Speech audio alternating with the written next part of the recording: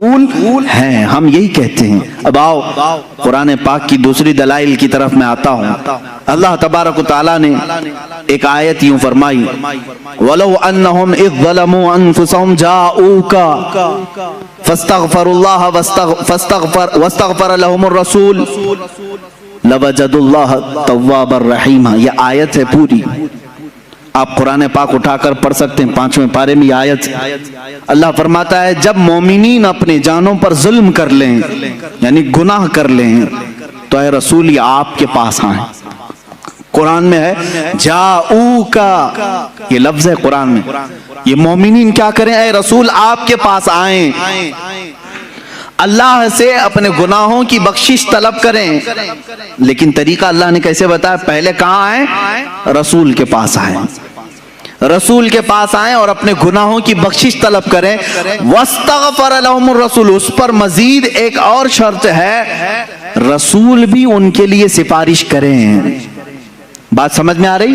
جب جب گناہ ہو گئے وہ جائیں، توبہ اور بخشش کا ذریعہ اللہ نے جو بتایا، قرآن کی بات کر رہا ہوں، جاؤک، اے رسول یہ مومنین آپ کے دربار میں آئیں، اللہ سے بخشش مانگیں اور رسول بھی ان کے لیے سفارش کریں، لَوَجَدُ اللَّهَ تَوَّابًا رَحِيمًا، پھر وہ اللہ کو توبہ قبول کرنے والا پائیں گے، رحم کرنے والا پائیں گے۔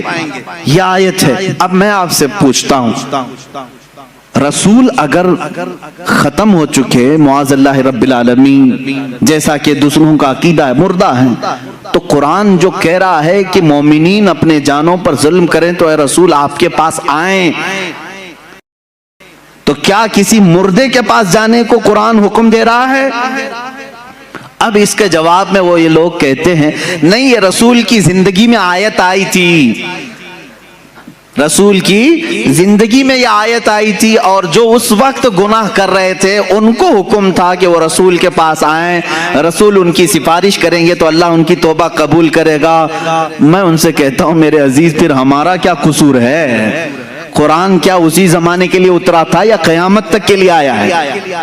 قرآن کب تک کے لیے ہے؟ قیامت تک کے لیے۔ میرے عزیز، قرآن کی آیت صبح قیامت تک کے لیے ہے، یہ صرف اس زمانے کے مسلمانوں کے لیے آیت نہیں آئی، صبح قیامت تک کے مومنوں کے لیے آیت آئی ہے کہ اگر تم میں سے کسی سے گناہ ہو جائے تو تم کہاں جاؤ؟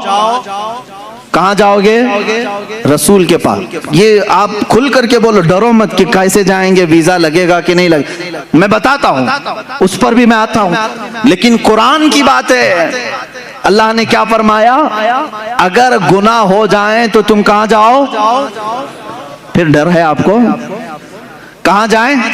رسول کے پاس جائیں۔ اب رسول کے پاس جانے کے بعد دو کام ہیں آپ کے، ایک آپ کی طرف سے، ایک رسول کی طرف سے۔ آپ اللہ کی بارگاہ میں توبہ کریں گے، رسول آپ کی سفارش کریں گے، تب آپ کی توبہ قبول ہوگی۔ اب آپ سوال آتا ہے، ہر ایک کی طاقت نہیں سفر کرنے کی، کیسے جائیں مدینے؟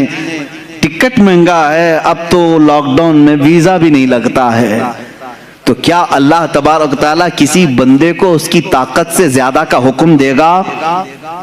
جو تم نہیں کر سکتے اس کا حکم شریعت میں آتا ہے۔ اسلام نام ہی ہے اس چیز کا، اللہ بندے پر اتنا ہی حکم ڈالتا ہے جتنا وہ کر سکتا ہے، جو نہیں کر سکتا اس کا حکم نہیں آئے گا۔ اب تم سب لوگ مل کر کے کہو گے کہ ہمارے آج جانے کی طاقت ہی نہیں، اور اللہ نے حکم کیسے دے دیا؟ گناہ تو آج صبح بھی ہوئے ہیں ہم سے، دوپہر میں بھی ہوئے ہیں، شام میں بھی ہوئے ہیں، اور اللہ فرما رہا ہے رسول کے پاس جائیں۔ اب اس حساب سے دیکھا جائے تو کبھی ٹکٹ ملے نہ ملے، کیسے جائیں رسول کے پاس؟ میرے عزیزو، پھر تمہیں حیات النبی کا عقیدہ اور حاضر و ناظر کا عقیدہ لینا پڑے گا، لینا پڑے گا۔ اے عزیز، اللہ نے تجھے کب کہا کہ تو چلتے ہوئے، سفر کرتے ہوئے، اس طرح اڑتے ہوئے ٹرین میں، بس میں آ جا رسول کے پاس؟ اللہ نے یہ فرمایا بس تو رسول کے پاس آ، چاہے جسم کے ساتھ آ یا تصور کے ساتھ آ، چاہے جسم کے ساتھ آ یا تصور کے ساتھ آ، ہم تو کہتے ہیں حاضر ہیں۔ حضور پاک صلی اللہ تعالیٰ علیہ وسلم کی بارگاہ میں جب ہم کھڑے ہوتے ہیں تو یوں کہتے ہیں حاضر ہیں در دولت پہ گدا، سرکار توجہ فرمائیں، تم جہاں سے کہو گے سرکار سنتے ہیں۔ تو حاضری ہو گئی. یہاں ابھی آنکھ بند کر لیا آپ نے, ملا باڑے کی مسجد میں بیٹھے ہیں, گناہوں سے توبہ کرنی ہے, قرآن کی آیت پر عمل کرنا ہے ہم کو. اللہ نے فرمایا رسول کے پاس جانے کا حکم اللہ نے کیا. اب میں یہاں بیٹھا, چل کے جانے کے لائق نہیں, آنکھ بند کر لیا, منٹ بھی نہیں لگے مدینے پہنچ گیا, منٹ بھی نہیں لگے. یہ کتنی تیز حاضری ہے. بارگاہ رسول میں کھڑے ہونے کا تصور لے آیا اور پھر سامنے اپنے رسول کو حاضر پا کر کے اب توبہ کرنا شروع کیا. استغفر اللہ ربی من کل ذنب واتوب الیہ. اللہ تو نے فرمایا گناہ ہو جائیں تو رسول کے پاس آ جا, میں آ گیا. اب تو نے فرمایا بخشش طلب کر مجھ سے, میں نے بخشش بھی طلب کر لی, استغفار بھی پڑھ لیا. تیسرا کام ہے اب رسول کا. اللہ کے رسول سفارش کریں. اب رسول کے پاس تمہیں کہنا ہوگا اے اللہ کے رسول, حکم خدا پر میں آپ کے پاس آیا ہوں اور حکم خدا پر میں نے استغفار بھی کر لیا, بس آپ کے استغفار کی, آپ کے سفارش کی دیر ہے اور اللہ میری توبہ قبول کرے گا. یہی تو عقیدہ بریلی کا امام بار بار تمہیں کہہ رہا ہے. رسول کریم صلی اللہ تعالیٰ علیہ وسلم کے دربار میں آؤ, یہاں میرے عزیزوں گناہوں کی بخشش طلب کرو, اور رسول بے حساب دیتے ہیں اور اللہ تبارک و تعالیٰ ان کی سفارش کو سنتا بھی ہے اور بندوں کو پاک کر کے وہاں سے روانہ بھی فرماتا ہے. اب اس کی دلیلیں میں دیتا ہوں. ایک اور قرآن کی آیت پڑھ کر کے میں آگے آؤں گا کہ رسول اس وقت بھی معاف کرتے ہیں کہ نہیں کرتے ہیں. کیسے پتہ چلے گا؟ آتے ہیں کہ نہیں آتے ہیں, زندگی میں ہیں یا نہیں ہیں, اس کو کچھ دلائل سے میں ثابت کروں گا. دوسری ایک آیت ہے قرآن پاک میں, اور وہ بھی بہت حوصلہ افزا آیت ہے ہمارے لیے, بہت حوصلہ افزا ہے. اس میں بھی دیکھیں آپ, عربی کے گرامر تھوڑے بہت اگر مسلمانوں کو معلوم ہو تو کبھی گمراہ نہیں ہوں گے انشاءاللہ, کوئی ان کو بہکائے گا نہیں. میں آپ کو تاریخ بتاؤں, اللہ تبارک و تعالیٰ پہلے کی امتیں جب نافرمانی کرتی تو عذاب آ جاتا. قوم لوط پر بہت بھیانک عذاب آیا ہے, قوم سمود پر بھیانک عذاب آئے, نوح علیہ السلام کی قوم پر بہت بھیانک عذاب آئے, شعیب علیہ السلام کی قوم پر بہت عذاب آئے. سب قومیں جب نافرمانی کرتی تو ان کے عذابات بھی کیسے تھے. بعض قوموں کو خنزیر بنا دیا گیا, بعض کو بندر بنایا گیا, بعض کے لیے زمین پھٹ گئی سب اندر چلے گئے, بعض کے لیے آسمان سے پتھر برسائے گئے, نوکیلے پتھر, وہ برستے تھے تو ان کی کھوپڑیاں پڑ جاتی تھیں. تو یہ سخت ترین عذابات آئے, لیکن اللہ تعالیٰ نے رسول پاک صلی اللہ تعالیٰ علیہ وسلم کی اس گنہگار امت جس میں ہم اور آپ ہیں, ہمیں ایک تحفہ دیا.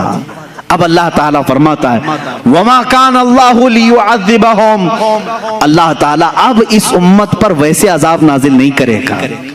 اللہ کی طرف سے ہے یہ. تمہارے اندر گناہ آج بھی وہ سارے ہیں جو پچھلی امتوں میں تھے.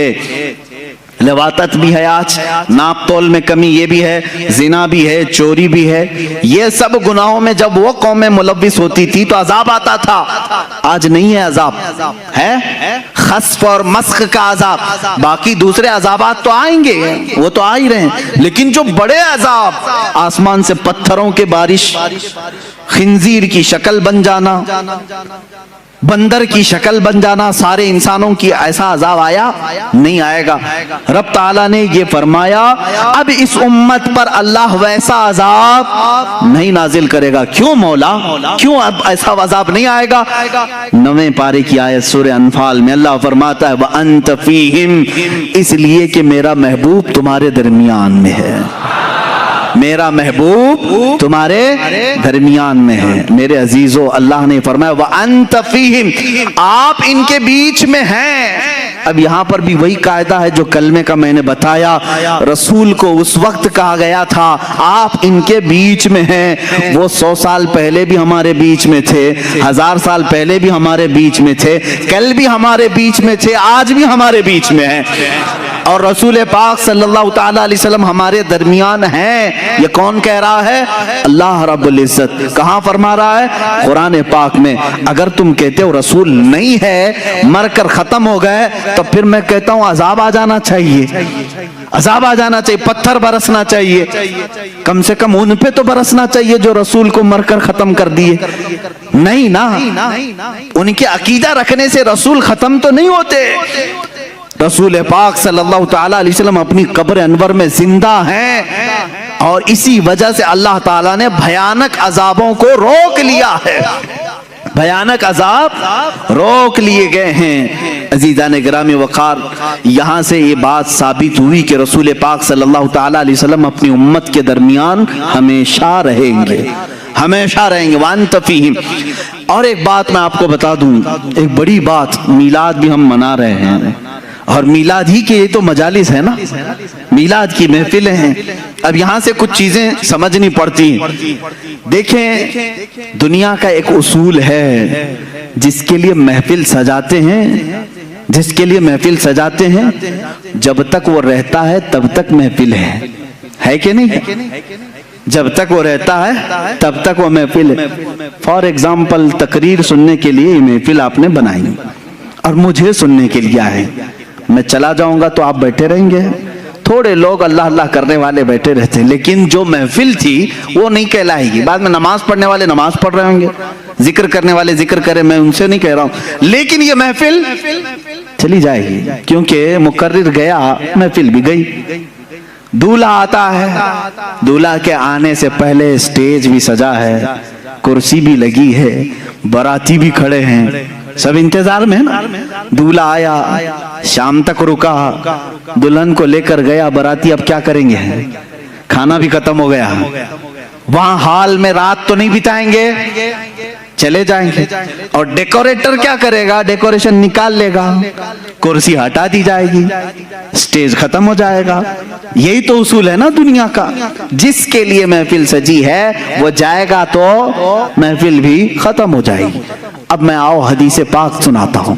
अल्लाह के नबी सल्लल्लाहु ताला अलैहि वसल्लम फरमाते हैं, रब्बे जुल जलाल अपने रसूल से फरमा रहा है, लौलाक लमा खलक़तु दुनिया वल अफ़लाक वल अर्दी। ऐ रसूल, अगर आपको दुनिया में भेजना ना होता तो ना मैं आसमानों को बनाता, ना जमीनों को बनाता, ना दुनिया को बनाता, कुछ नहीं बनाता अगर आपको दुनिया में भेजना ना होता। पता ये चला अल्लाह रब्बुल इज्जत ने ये सारी कायनात मेरे महबूब के लिए सजाई है, अपने हबीब के लिए सजाई है। रसूल आने वाले थे, उनके आने से पहले 1,24,000 अंबिया को बराती बनाकर भेजा गया है, इंतजार में भेजा गया है। आसमान का शामियाना ताना गया, जमीन का बिछोना बिछाया गया, सितारों की चमकाहट लगाई, जगमगाहट लगाई गई, चांदो सूरज को लाइटिंग के तौर पर कायनात में सजाया गया है।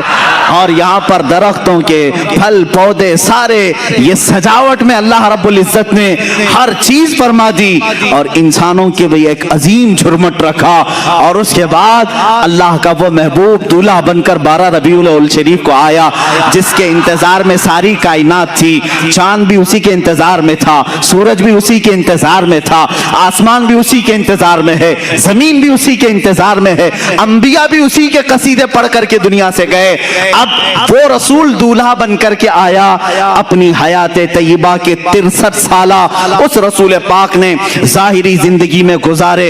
अब मैं आपसे सवाल करता हूं, रसूल 63 साल के बाद अपने आप को पर्दा फरमा लिया, हमारे चश्मे आलम से रूपोश हुए। मुझे बताओ, दूल्हा दुनिया से गया है, मैं पूछता हूं चांद तू क्यों चमक रहा है, सूरज अभी क्यों बाकी है, जमीन क्यों अभी तक ठहरी है, आसमान का शामियाना क्यों लगा है, ये पेड़ पौधे अभी तक क्यों बाकी हैं, ये क्यों हैं? दूल्हा चला गया, डेकोरेशन खत्म होनी चाहिए, दूल्हा गया, सारी सजावट जानी चाहिए। तो तुम्हें चांद झिल्ला करके कहेगा, जलाल में सूरज कहेगा, नादान तू क्या समझ रहा है, दूल्हा गया नहीं, दूल्हा अब भी मौजूद है, दूल्हा अब भी मौजूद है। चांद का की जगमगाहट, सूरज का ये चमकना, तारों की झिलमिलाहट और पेड़ पौधों की खूबसूरती, ये समंदरों का लहलहाना, जमीन का बिछोना, आसमान का आशियाना, ये इस बात की गम्माज है, इस बात की दलील है कि दूल्हा अब भी हमारे दरमियान मौजूद है। ये और बात है कि चंद आलम के लिए वो अपने आप को पर्दे में रखा है, फिर दूल्हा अपनी और आला शान के साथ कयामत के दिन रोनमा होगा।